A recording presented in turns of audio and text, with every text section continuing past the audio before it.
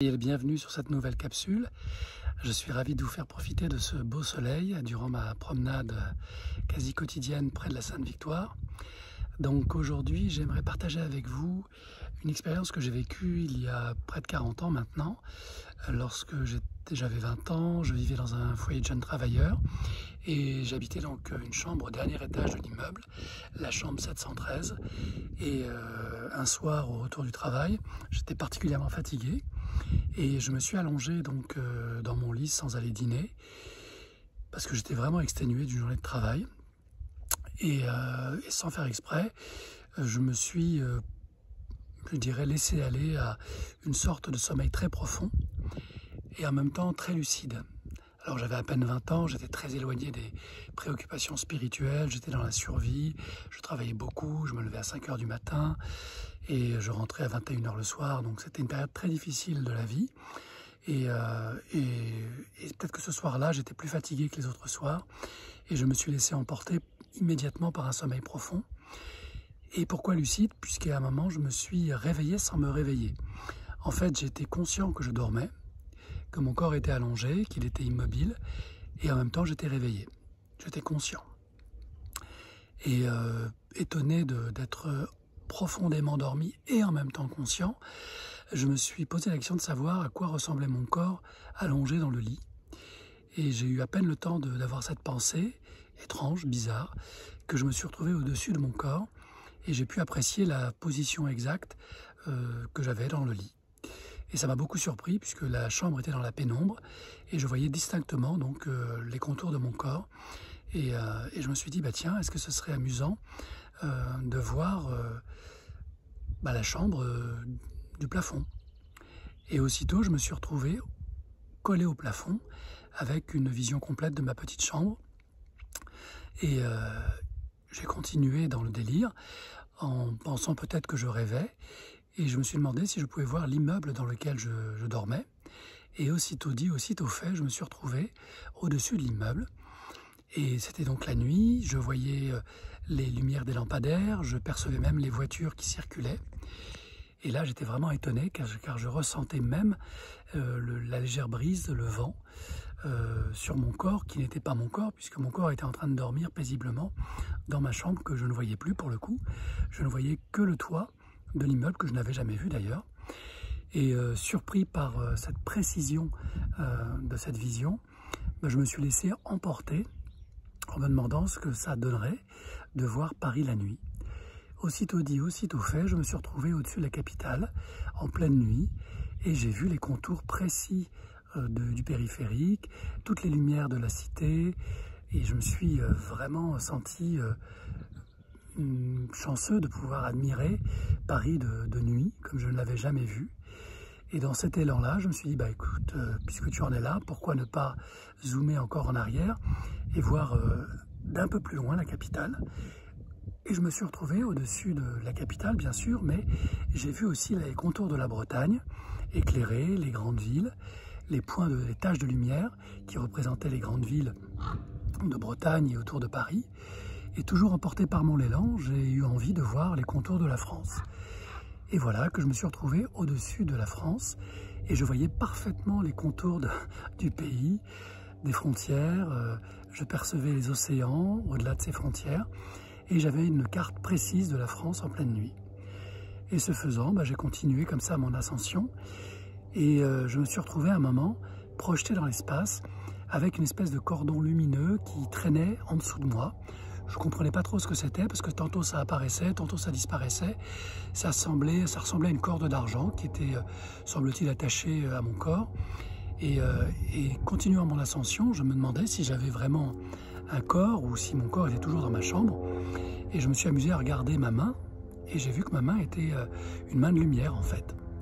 Et donc j'ai compris que j'avais un corps de lumière accroché à une espèce de filament et je pouvais comme ça continuer à monter jusqu'à ce qu'à un moment je sois suffisamment éloigné de la Terre pour la voir dans son entièreté.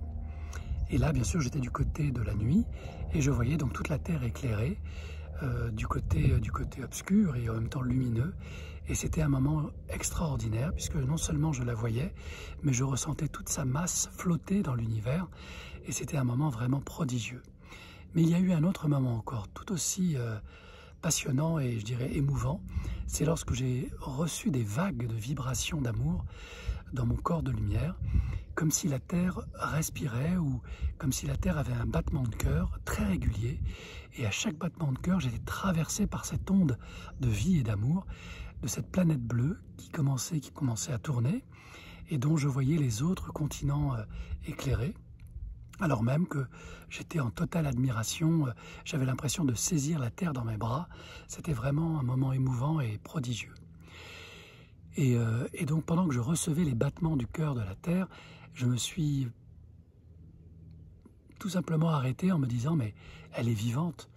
En fait, la Terre est un être vivant.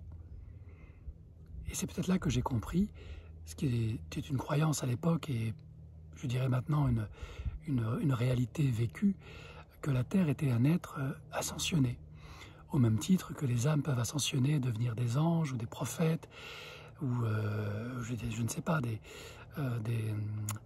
sages, des maîtres. Eh bien, la Terre pour moi était une âme ascensionnée qui avait pour mission d'héberger la vie. Et j'étais très ému de cette prise de conscience en comprenant que peut-être toutes les planètes de l'univers, tous les soleils étaient elles aussi des âmes qui avaient connu une ascension, une évolution spirituelle très élevée et qu'elles étaient totalement engagées dans le dessein du divin que de propager et protéger la vie. Alors bien sûr, à l'époque, je n'avais que 20 ans, je n'en étais pas là dans mes réflexions, ce sont des choses que j'ai découvertes bien tout récemment, et j'ai aussi découvert que la Terre chantait, qu'elle avait sa propre vibration. Et maintenant, je sais que nos cellules chantent, qu'elles ont leur propre vibration, et qu'une cellule en bonne santé ne chante pas de la même manière qu'une cellule malade, et que c'est peut-être pour ça que les magnétiseurs, les maîtres, les êtres ascensionnés, avec leur vibration, permettent aux cellules défectueuses de se réharmoniser et donc apportent la guérison. C'est peut-être tout simplement la magie des magnétiseurs, des praticiens de Reiki, de Lao Chi. Il n'y a rien de magique là-dedans quelque part, c'est juste la vie qui dit qu'un corps qui vibre à plus haute fréquence réharmonise et attire à sa fréquence d'autres qui vibrent à des fréquences plus basses et qui sont donc dysfonctionnels. Alors si vous ne me croyez pas, amusez-vous simplement à faire vibrer 2 diapasons, enfin même ayez 3 diapasons, chacun ayant une fréquence, 2 ayant une fréquence identique et un 3e ayant une fréquence différente, et amusez-vous à les faire vibrer. Et vous constaterez que seuls les diapasons qui ont la même fréquence résonnent, entrent en syntonie. Ceux qui ont des fréquences différentes, supérieures, ne résonnent pas, et ceux qui ont des fréquences inférieures entrent en résonance. Donc en fait, notre champ vibratoire, plus il est élevé, plus il amène les champs vibratoires inférieurs à s'élever.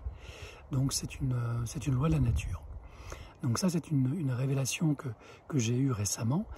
Et en parcourant Facebook et d'autres réseaux sociaux, j'ai découvert que les scientifiques étaient arrivés à cette fameuse découverte que la Terre pulsait toutes les 26 secondes de manière très régulière et que cette pulsation ressemblait étrangement à un battement de cœur. Donc aujourd'hui, l'on sait de manière scientifique que la Terre vit et vibre et pulse à une manière fréquente et régulière, comme un battement de cœur. Et ce battement de cœur, les scientifiques l'appellent le hum. Et on n'est pas très loin du fameux home des êtres spirituels qui nous est enseigné lorsque l'on fait des stages de méditation, de yoga, ou que l'on récite des mantras. Donc ce fameux home universel, c'est le chant de la vie, c'est le chant de la Terre. Et aujourd'hui, les scientifiques, grâce aux satellites sophistiqués, ont fini par le découvrir. Donc vous voyez, la science et la spiritualité se rapprochent, et c'est peut-être ça le sens de l'Apocalypse, c'est faire en sorte que tout ce qui a été caché soit redécouvert, et de manière spirituelle.